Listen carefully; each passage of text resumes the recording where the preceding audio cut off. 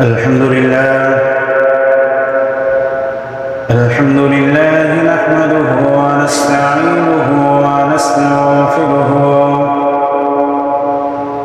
ونؤمن به ونتوكل عليه ونعوذ بالله من شرور أنفسنا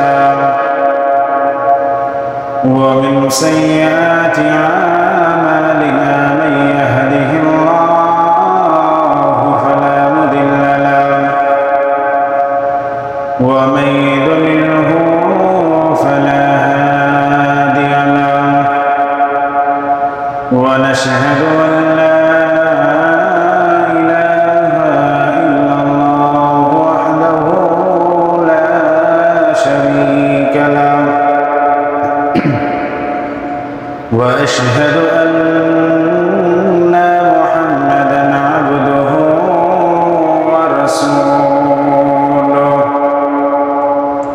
أما بعد فإن خير الحديث كتاب الله وخير الهدي هدي محمد صلى الله عليه وسلم وشر الأمور محدثاتها وكل محدثة بدعة وكل بدعة ضلالة وكل ضلالة في النار. أعوذ بالله من الشيطان الرجيم. بسم الله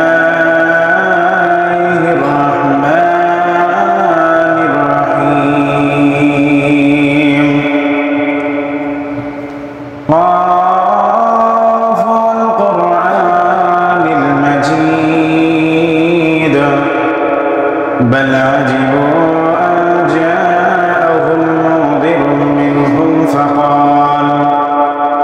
فقال الكافرون هذا شيء عجيب أإذا متنا وكنا ترابا ذلك رجع بعيد قد علمنا ما تنقص الأرض منهم كتاب حفيظ بل كذبوا بالحق لما جاءهم فهم في أمر مريج أفلم ينظروا إلى السماء فوقهم كيف بنيناها وزيناها وما لها من فروج والأرض مددناها وألقينا فيها رواسي وأنبتنا فيها من كل زوج بهيج تبصرة وذكرى لكل عبد منيب ونزلنا من السماء ماء مباركا فأنبتنا به جنات وحب الحصيد والنخل باسقات لها طلع نضيد رزقا للعباد وأحيينا به بلدة ميتا كذلك الخروج كذبت قبلهم قوم نوح وأصحاب الرس وثمود وعاد وفرعون وإخوان لوط وأصحاب الأيكة وقوم تبع كل كذب الرسل فحق وعيد أفعينا بالخلق الأول بل هم في لبس من خلق جديد.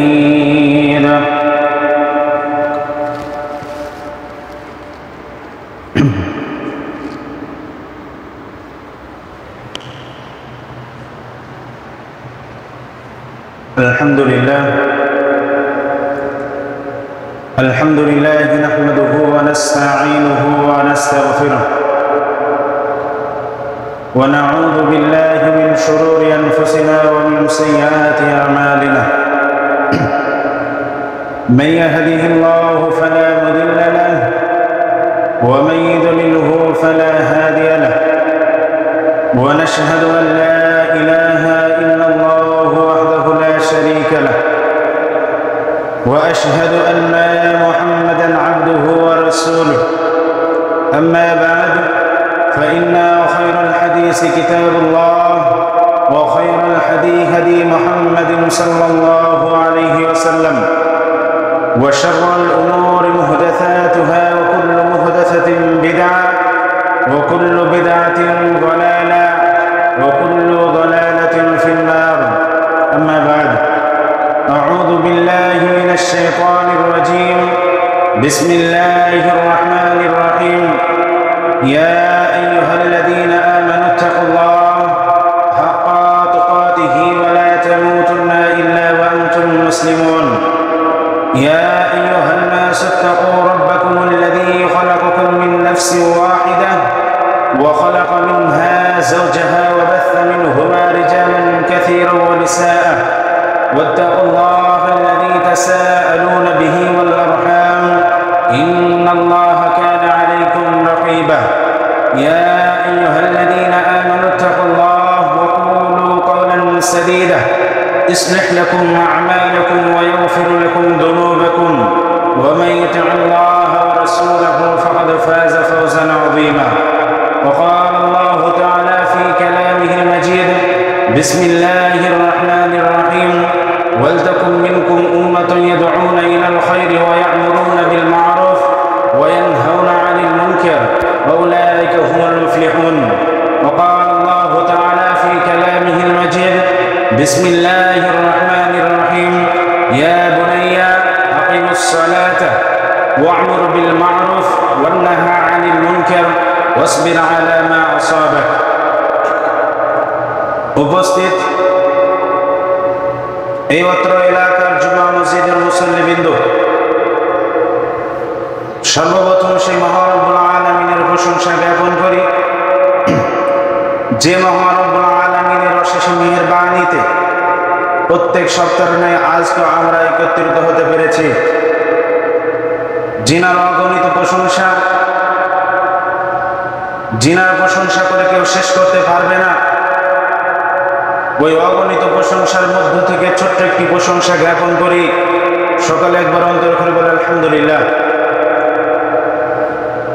তারপরে পরে আমাদের শেষ নবী, নাবিকুলের শিরোমণি, দুজাহানের নবী, নাবিদের নবী, গোটা বিশ্বের নবী জনাবে মুহাম্মদ রাসূলুল্লাহ সাল্লাল্লাহু আলাইহি ওয়াসাল্লামের উপর লাখ কোটি সালাম বর্ষিত হোক। সকলে একবার অন্তর করে বলে আল্লাহুম্মা আমিন, আল্লাহুম্মা সাল্লি আলা, আল্লাহুম্মা বারিক আলা। আজকে জুমার দিনে যে বিষয়টি নিয়ে উপস্থিত হয়েছি সেটি হচ্ছে ভালো কাজের আদেশ এবং মন্দ কাজের নিষেধ।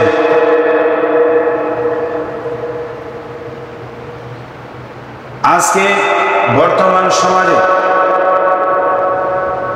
আমরা অনেক জায়গায় দেখা যায় বা দেখতে পাই, যদি কোনো মানুষ অন্যায় কাজ থেকে ভালো কাজে ফিরে আসে, তাকে আমরা ভালো কাজে আসতে দিই না। প্রায় মানুষ আমরা আবার তাকে আগের অবস্থায় আমরা আবার তাকে ফিরিয়ে দিই। যদি বোঝানোর জন্য বলছি, যদি কোনো চোর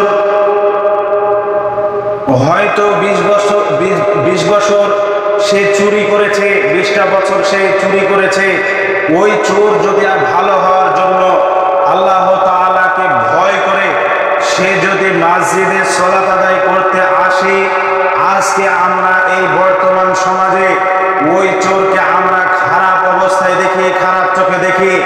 আমরা ভেবে নিই, আমরা ভাবি হয়তো সে মসজিদের কিছু চুরি করার জন্য মসজিদে এসেছে, তাকে আমরা অনেকভাবে আমরা অপমান করি। তুমি চোর থেকে কিভাবে তুমি সালাত আদায় করতে আসলে? তুমি তো হয়তো মসজিদের কোনো জিনিস চুরি করার জন্য তুমি মসজিদে যাও।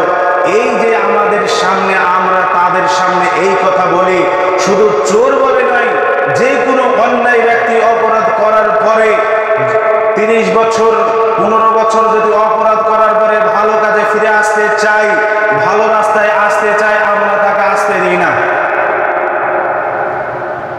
আবার তাকে আবার আগের অবস্থায় ফিরিয়ে দিই।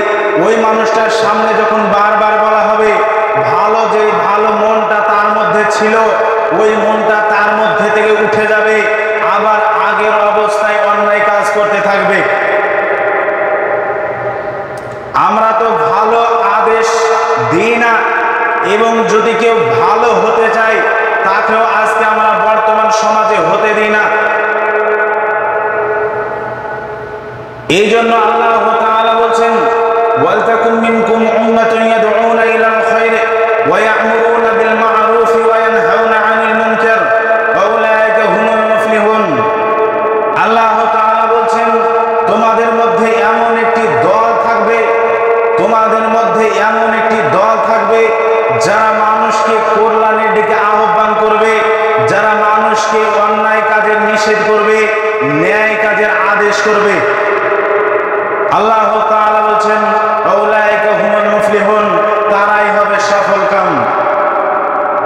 তাহলে এই আয়াত দ্বারা স্পষ্টভাবে প্রমাণিত হয় যে যদি কোনো অন্যায় ব্যক্তি খারাপ অপরাধ করার পরে সে যদি ভালো রাস্তায় ফিরে আসতে চায়, তাকে যদি আমরা আবার আগের অবস্থায় ফিরিয়ে দিই, তাহলে আমরা সফলকাম হতে পারবো না।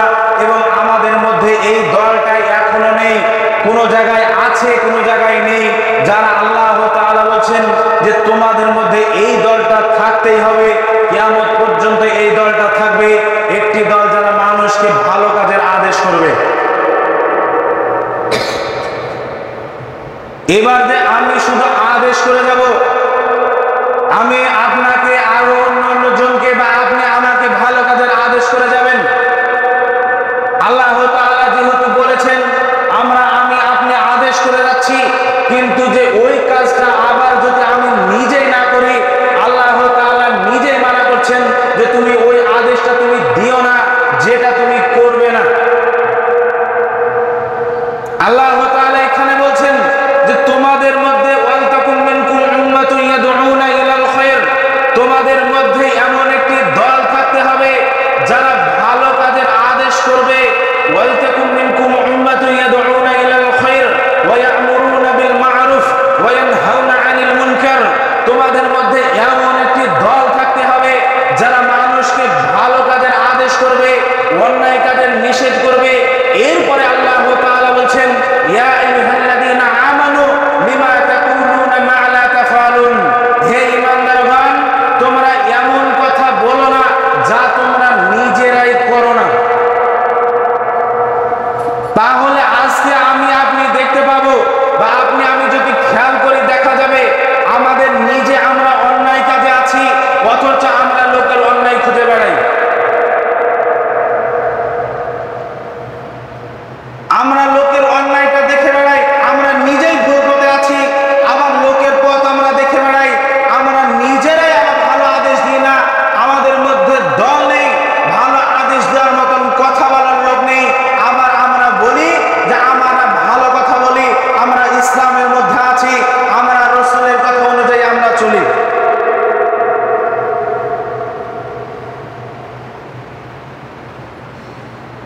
আজকে বর্তমান সমাজে এই ভালো কাজের আদেশ দেওয়া এমন দল খুবই কম, খুবই কম, এমন দল নেই। শুধু মানুষকে কিভাবে খারাপ রাস্তায় নিয়ে যাওয়া যায়, কিভাবে মানুষকে খারাপ কাজে লিপ্ত করা যায়, এই নিয়ে আমাদের মত, এই নিয়ে আমাদের চিন্তা।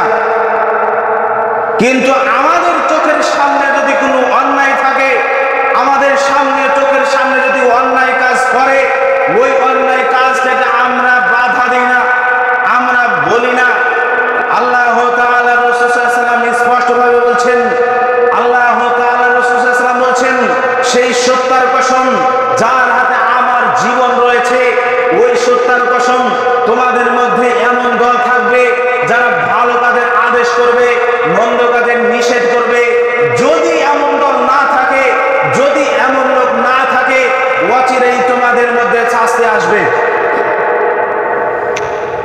অচিরেই তোমাদের মধ্যে আযাব আসবে, অচিরেই তোমাদের মধ্যে আযাব শুরু হবে।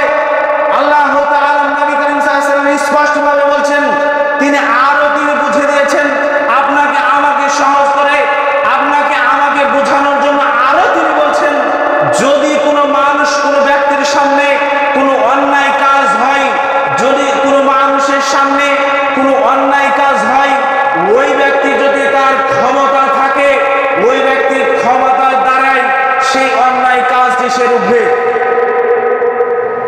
যদি ক্ষমতা না থাকে, অনেক মানুষের ক্ষমতা নাই, তারপরে তাদের সামনে খারাপ কাজ চলছে, ক্ষমতা নেই, আপনি মুখের দ্বারা তার সাথে প্রতিবাদ করুন। মুখের দ্বারা নেই, আপনি অন্তরের দ্বারা ঘৃণা করেন। আল্লাহ তাআলা নবী করিম সাল্লাল্লাহু আলাইহি ওয়াসাল্লাম বলছেন, এই তিনটি যার মধ্যে নেই, তার মধ্যে যারা পরিমাণ ঈমান নেই। আল্লাহ তাআলা নবী করিম সাল্লাল্লাহু আলাইহি ওয়াসাল্লাম বলছেন, এই তিনটি জিনিস যার মধ্যে নেই, তার মধ্যে যারা পরিমাণ ঈমান নেই। আজকে আমাদের সামনে, আমার সামনে, আপনার সামনে কত অন্যায় কাজ চলছে, আমরা বাধা দিই না, আমরা বলি না, তাদেরকে ভালো উপদেশ দিই না। আল্লাহ তাআলা নবী করিম সাল্লাল্লাহু আলাইহি ওয়াসাল্লাম আরো বলেছেন যে সবচেয়ে উত্তম জিহাদ হচ্ছে একজন জালেম শাসকের নিকট ইসলামের দাওয়াত দেওয়া, ভালো কাজের আদেশ দেওয়া। তাহলে একবার আমি ভাবি যে সবচেয়ে উত্তম জিহাদ যদি এটা হয়, তাহলে আজকে আমাদের বর্তমান মুসলিমদের উপর কত সুযোগ রয়েছে যে ইসলামের দাওয়াত দেওয়ার জন্য, ভালো কাজের আদেশ দেওয়ার জন্য, উত্তম জিহাদ করার জন্য। সাহাবীরা কাফের মুশরিকদের সঙ্গে জিহাদ করেছেন, আপনিও করেন। একজন খারাপ মানুষকে, একজন অন্যায়কারী ব্যক্তিকে আপনি ভালো কাজের উপদেশ দেন, ভালো কাজের আপনি উপদেশ দেন, তাকে অন্যায় কাজ থেকে নিষেধ করেন। আপনার ক্ষমতা আছে, আপনি গায়ের জোরে বাধা দেন, এটা হচ্ছে আপনার জন্য উত্তম জিহাদ। কিন্তু আজকে আমাদের মধ্যে এটা নেই।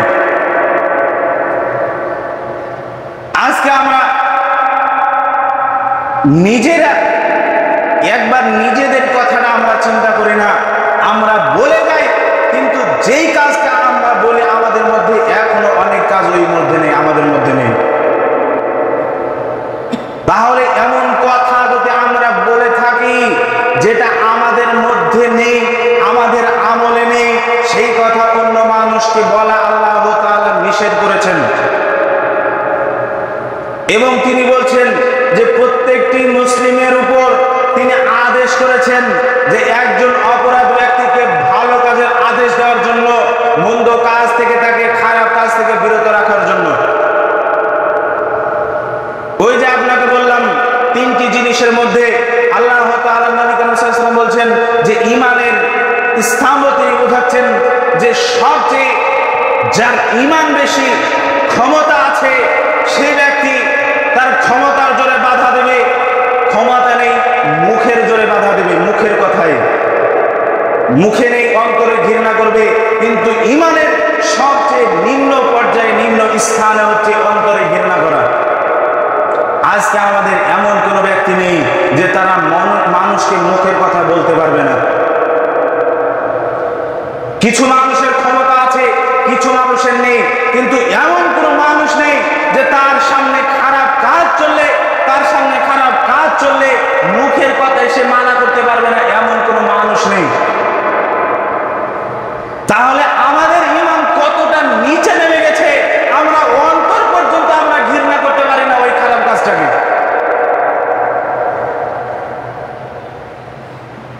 অন্তরের নিম্ন যারা পরিমাণ সবচেয়ে নিম্ন স্থানের ঈমান, সেটা হচ্ছে অন্তরে ঘৃণা করা, সেটাও আমাদের মধ্যে নেই। তাহলে আমাদের ঈমানটা গেছে কোথায়? আমরা কেউ ভাবি না, কেউ চিন্তা করি না। পৃথিবীতে আমরা জীবনযাপন করছি, মরে যাব, চলে যাব, এরপরে আমাদের আর কোনো জীবন নেই, আমরা এইটা নিয়ে আজকে মেতে রয়েছি।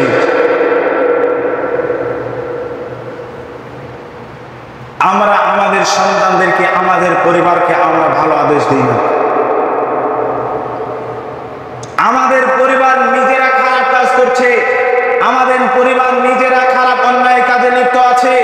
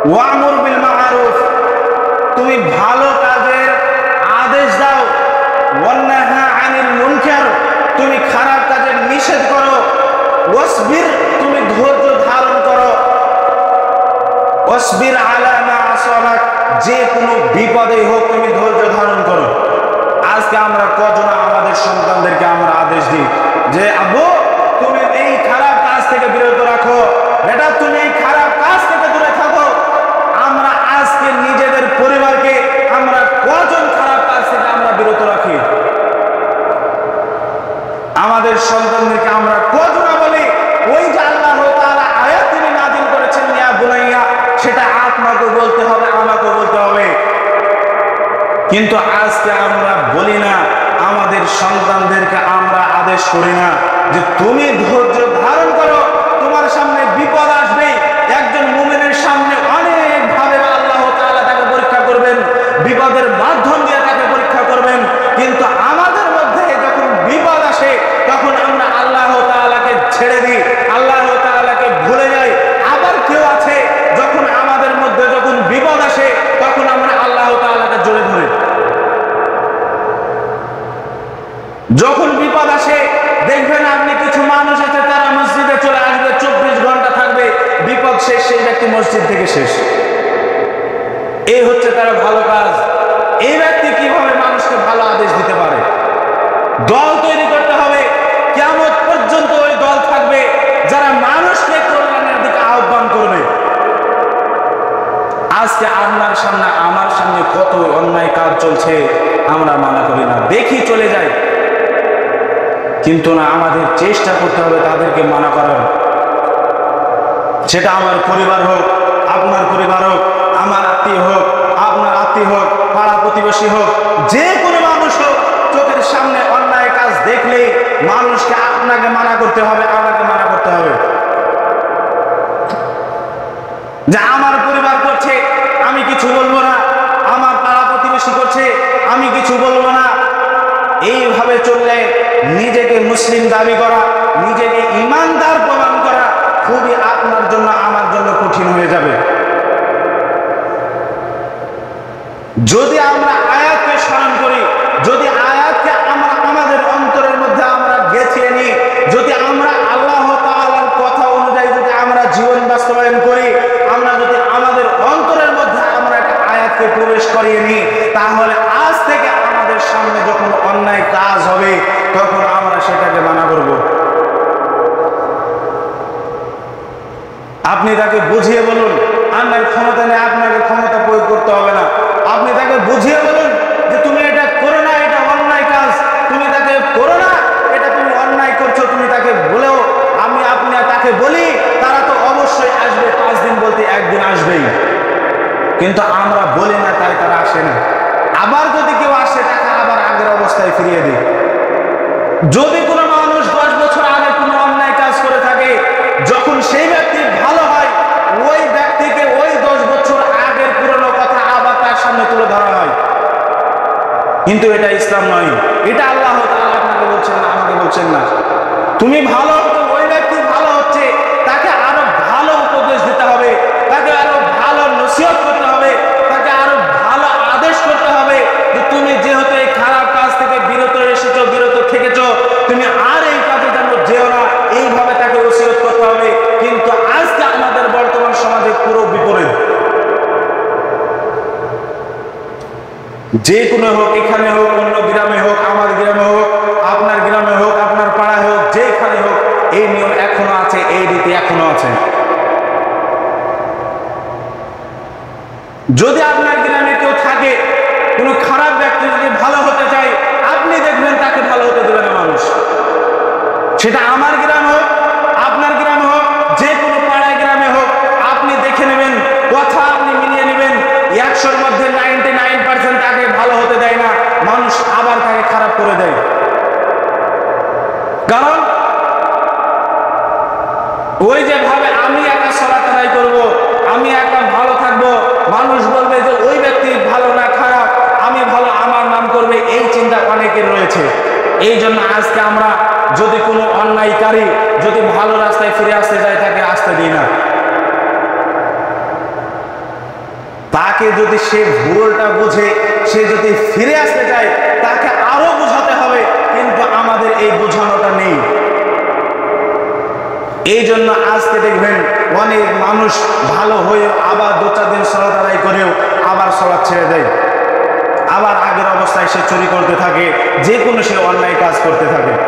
কারণ তাকে যখন জিজ্ঞাসা করবেন, সে বলবে যখন আমি মসজিদে গেলাম, সালাত আদায় করতে গেলাম, পাড়াতে যখন আমি যাই, কোনো দোকানে যখন আমি বসি, তখন মানুষ আমাকে নিয়ে হাসাহাসি করে, মানুষ তখন আমাকে নিয়ে ইয়ার্কি ঠাট্টা করে, মানুষ আমাকে নিয়ে হাসাহাসি করে, মানুষ আমাকে নিয়ে টোল করে যে একজন খারাপ মানুষ এত তাড়াতাড়ি কিভাবে ভালো হয়। এই যে হাসাহাসি